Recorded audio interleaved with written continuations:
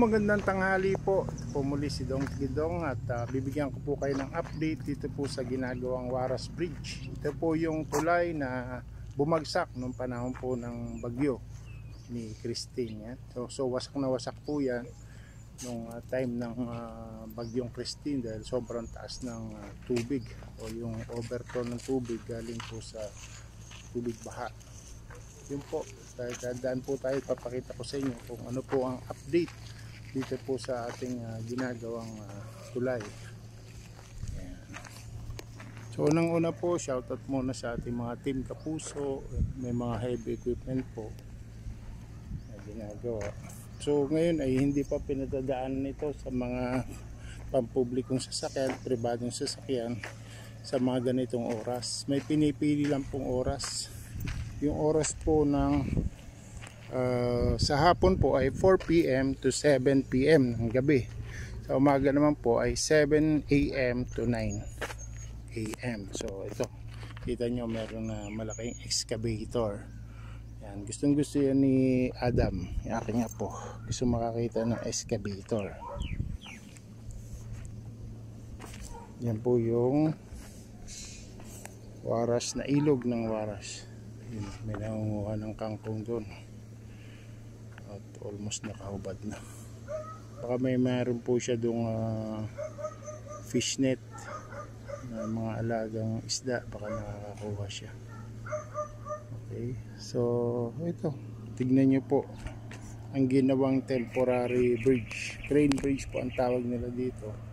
Nagbaon ng mga malaking I-beam, sobrang lalaking I-beam po yan. Tatlo. So ilan po yan? 3, 4, 5, 6 times 3, 18 na poste. Tapos may mga naka diagonal pampatibay. Winelding po yan para matibay po. Then nilagyan na po ng mga horizontal, vertical, at meron na po dito sa ibabaw siguradong daan. Matibay po. Kita nyo po.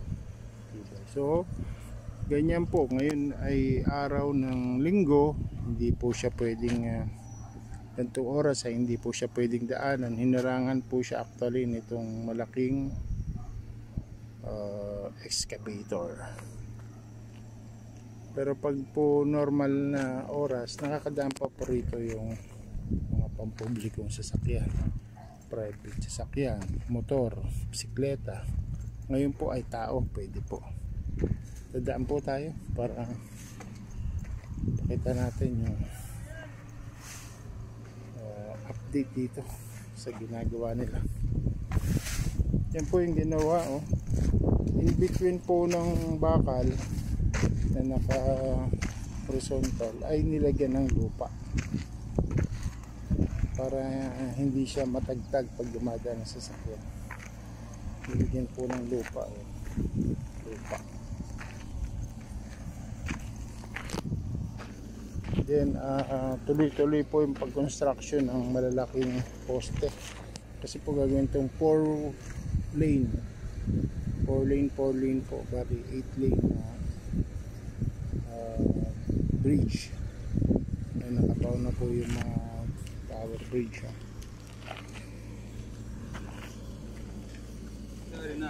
Ito may kawayan. Nilagyan na yun ng kawayan.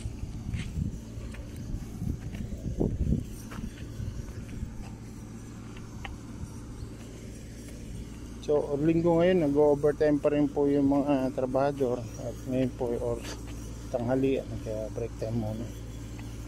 Yan ang lalaki po ng bakal, oh. Grabe na laki, oh.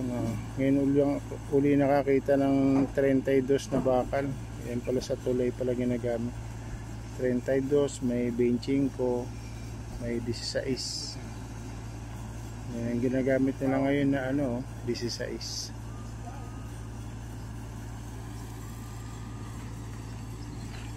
Pinakapampatibay niyan ay mga 32. Saka maraming dawel. Yan, hanggang tuloy-tuloy hanggang ilalim paggawa. Yan, tatawid lang tayo dito. Ay, marami pong tumatawid. Mga laking tulong na po ito. Itong ginawang crane bridge para makatawid po yung mga tao, mga taga San Juan, Baaw. Ingat lang po kasi may mga butas.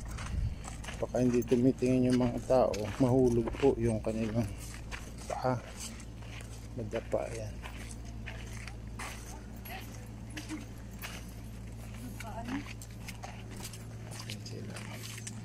Natawid po pa isa-isa.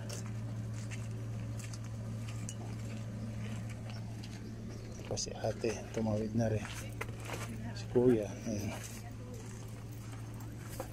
Ayan, nabili ng kamote si kuya. So ito po yung malaking forma ng simento. Tapos yung project na to ay yan ang pangalan, no? Dumlao Construction. So nakaharang po talaga ngayon, kita nyo. So may mga motor na gustong dumaan ay hindi po pwede kasi hinarang po yung excavator. Kaya mga tao po ay maglalakad na lang. So hindi may tatawid ang motor, kaya iwan muna natin yung motor dito. Si kuya iniwan din yung motor niya. Kaya pabalik na po tayo. At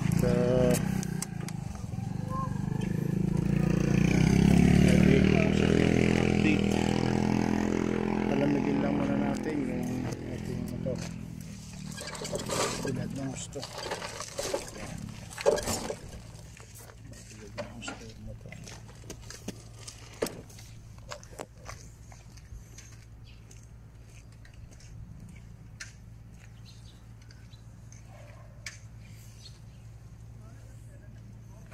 Buti po nung ito'y nadurog o nawasak ng bagyo ay wala naman pong nasugatan o nasira mga sasakyan na natrap. Di kagaya po doon sa Isabela Bridge na meron pong truck na bumagsak at nasugatan. May mga pribadong sasakyan na kasamang nadamay. Dahil nga po sinasabi po yun na design fault, dahil ang kanila pong design ay para sa 40 tons, pero yung dumadaan po ay sobrang lalaki. Hindi po dapat talaga daanan yun ng mabibigat na dump truck.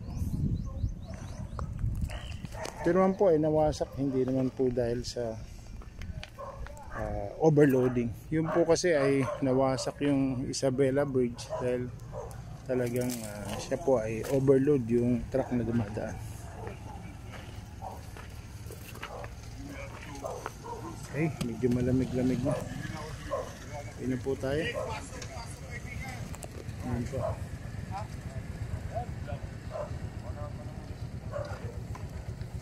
Sarado pa po yan.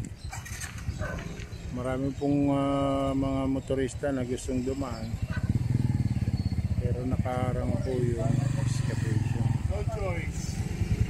Hindi sila. Yun, balik na po. Yung iba po balik na yung mga motor. Hindi kayang makadaan. Balik sila. Okay, so yun lang muna po. At tayo po papahinga na muna. Salamat sa inyong pagsuporta at panonood. Okay, pauwi na po tayo. Bye! Kung hindi pa kayo nakasubscribe sa aking channel, please subscribe and hit all the notification bell para po updated kayo sa ating mga uploaded videos.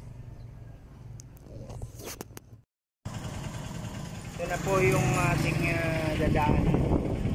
Waras Bridge, traffic po. Open pa po ngayon, ang window hour ay 7 to 9 AM. Kaya open pa po siya sa motorista. Oh. Kapten ha, kapten ha. Yung tapat. Magano. Balik ka.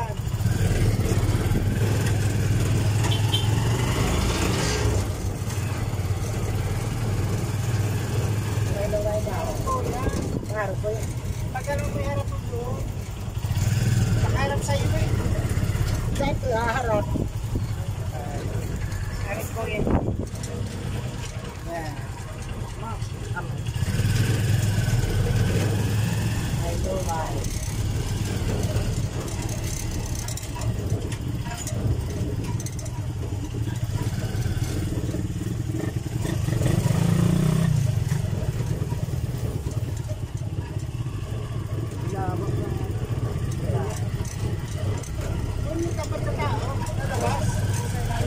Labas na nga, oh.